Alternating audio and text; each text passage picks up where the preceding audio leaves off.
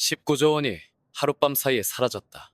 2024년 3월 15일 아침, 대한민국 금융시장은 지진처럼 흔들렸다. 국내 최대 핀테크 기업 페이코리아에서 벌어진 사상 최악의 금융사기 때문이었다. 하지만 이 진실이 세상에 알려지기까지 한 남자의 목숨을 건 마지막 증언이 있었다. 새벽 5시 47분, 한강 반포대교 아래에서 시신 한 구가 발견됐다. 36세 김태준, 페이코리아 전 컴플라이언스 팀 과장이었다. 그의 휴대폰에 남겨진 마지막 문자 메시지가 모든 것을 바꿔놓았다. 19조가 사라졌다. 증거는 클라우드에 있다. 패스워드는 아버지 생일. 반드시 진실을 밝혀달라. 수신자는 유력 일간지 박민준 기자였다. 그들은 한 번도 만난 적이 없었다. 이것은 한 사람의 죽음으로 시작된 이야기다.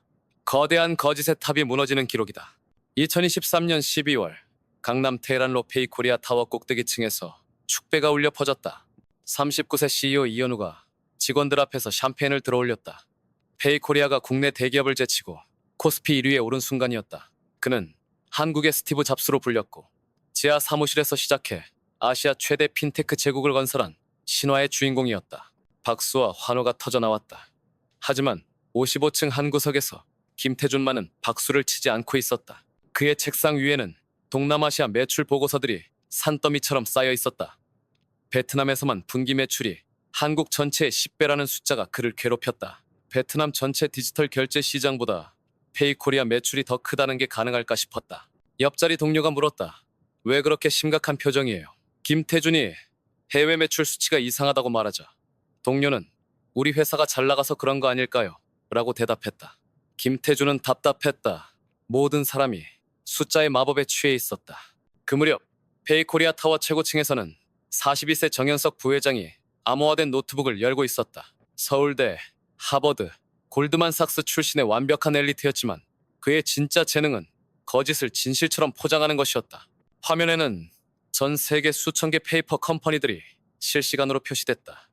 케이맨제도, 영국령 버진아일랜드, 룩셈부르크, 페이코리아의 해외 성장은 거대한 환상이었다. 존재하지 않는 거래들을 조작하고 가상의 회사들을 만들어 천문학적 매출을 부풀렸던 것이다. 하지만 이현우는 진실을 몰랐다. 그는 정말로 혁신을 만들고 있다고 믿었고 정현석은 그 순수함을 완벽하게 이용했다. 같은 시기 유력 일간지 경제부에서 박민준 기자는 페이코리아 실적 자료를 들여다보고 있었다. 15년 기자 경험이 경고음을 울렸다. 너무 완벽했다. 모든 숫자가 교과서 같았다. 부장이 다가와 물었다. 또 트집 잡기야? 박민준이 동남아 전체를 거의 독점하고 있다는 게 이상하다고 하자 부장은 한국 기업 성공이 그렇게 의심스러워? 라고 반문했다. 사실 부장에게도 쓰라린 기억이 있었다. 10년 전 대기업 비리를 폭로했다가 회사가 거액의 소송에 휘말렸던 일 말이다. 하지만 박민준은 의심을 떨칠 수 없었다. 그는 베트남 현지 기자에게 연락했다. 며칠 후 충격적인 답변이 왔다. 페이코리아? 들어본 적 없는데요. 그런 큰 회사는 없어요. 김태준은 밤늦게까지 사무실에 남아 파트너사 계약서들을 검토했다. 그리고 베트남 비나페이 계약서에서 결정적인 실수를 발견했다. 계약 체결일은 3월 15일, 법인 설립일은 5월 22일이었다. 존재하지 않는 회사와 2달 먼저 계약을 맺었다는 뜻이었다. 김태준의 심장이 뛰었다. 다른 계약서들도 확인하니 태국, 인도네시아, 말레이시아 모든 곳에서 같은 패턴이 반복됐다. 다음 날 김태준은 상사인 오성민 부장을 찾았다. 부장님, 심각한 문제를 발견했어요. 해외 파트너사들이 모두 가짜예요. 오성민의 얼굴이 굳어졌다. 그도 이미 알고 있었지만 모른 척하고 있었다. 증거가 여기 다 있어요. 김태준이 말하자 오성민이 소리쳤다. 그만해. 위험한 소리 하지 마. 우리는 모두 같은 배를 타고 있어. 그 순간 김태준은 깨달았다. 자신이 혼자라는 것을. 한편 올해 1월 박민준은 이상한 이메일을 받았다. 발신자는 K였고 제목은 페이코리아의 진실이었다. 당신이 의심하고 있다는 걸 알고 있어요. 첨부 파일을 보세요. 첨부된 건 페이코리아 내부 회계장부였다. 그림자 장부라는 기밀 문서였다. 공식 베트남 매출과 실제 매출 사이에는 하늘과 땅 차이가 있었다. 공식 발표는 수조 원이었지만 실제 매출은 고작 100억 원대였다. 거의 모든 해외 매출이 허위였다. 박민준은 충격에 빠졌다. 하지만 더 확실한 증거가 필요했다. 그는 자비로 베트남행 항공료를 끊었다. 편집국의 반대를 무릅쓴 개인 프로젝트였다. 호치민시에 도착한 박민주는 페이코리아 최대 파트너사라는 비나페이 주소지를 찾아갔다. 그곳은 낡은 3층 건물이었고 1층은 쌀국수 가게였다. 강남 페이코리아 타워와 호치민, 허름한 3층 건물. 이 극명한 대비야말로 페이코리아 사기극의 본질이었다. 2층에 한국 회사가 있나요? 박민준이 쌀국수 가게 사장에게 물었다. 가끔 한국 사람 둘이 와요. 하지만 직원은 없고 월세도 3개월째 밀렸어요. 박민준이 2층으로 올라가자 사무실은 텅 비어 있었다. 책상 몇 개와 컴퓨터 한 대가 전부였고 문에는 비나페이라는 작은 스티커만 붙어 있었다. 연 매출 수조원 회사가 바로 이곳이었다. 김태준은 야간 근무를 핑계로 내부 서버에 접근했다. 그리고 프로젝트 미라지라는 최고 기밀 폴더를 발견했다.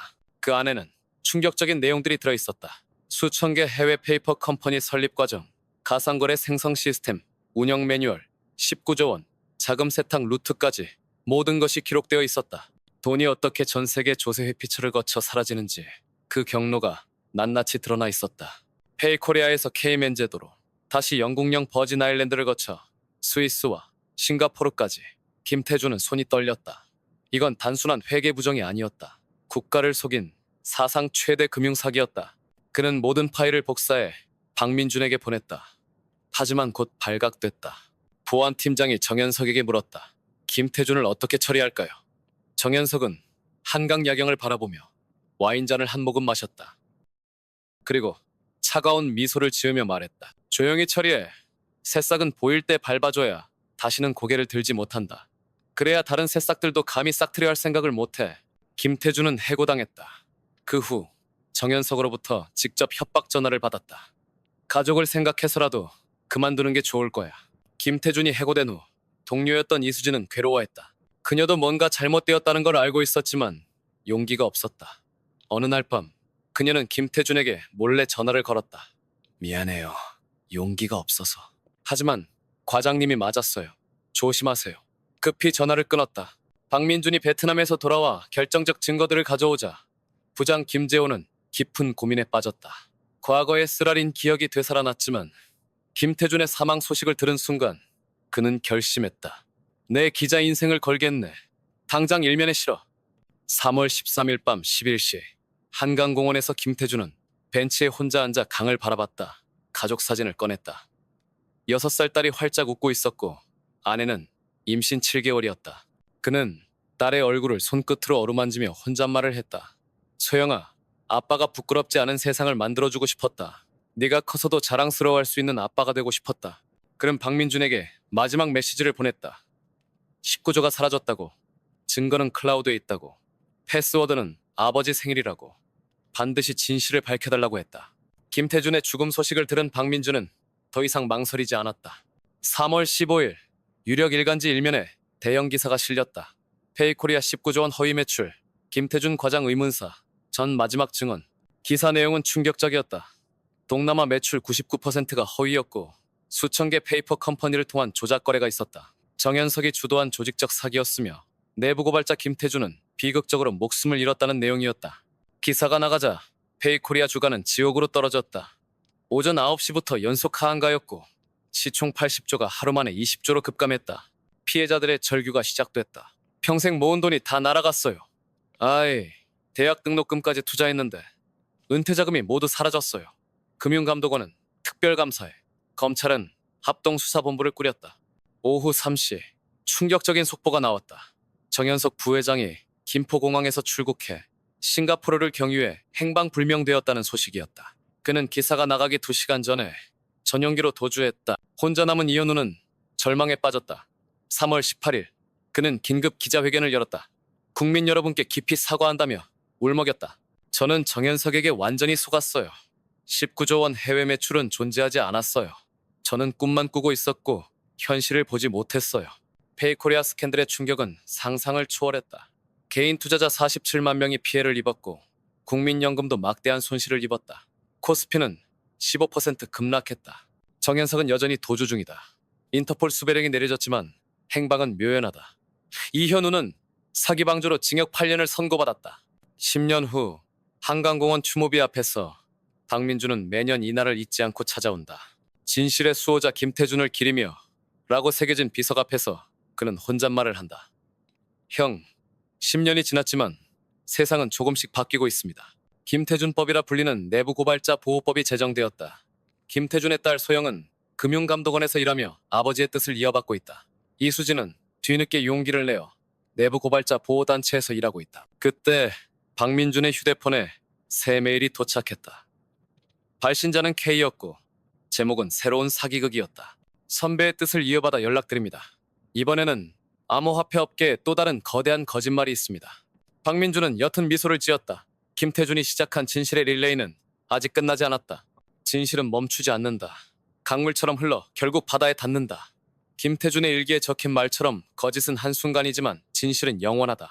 여러분이라면 김태준의 상황에서 어떤 선택을 하시겠습니까? 침묵할 것인가? 아니면 모든 것을 걸고 진실을 밝힐 것인가? 우리 사회의 내부 고발자들을 어떻게 보호할 수 있을지 여러분도 함께 생각해 보시기 바랍니다.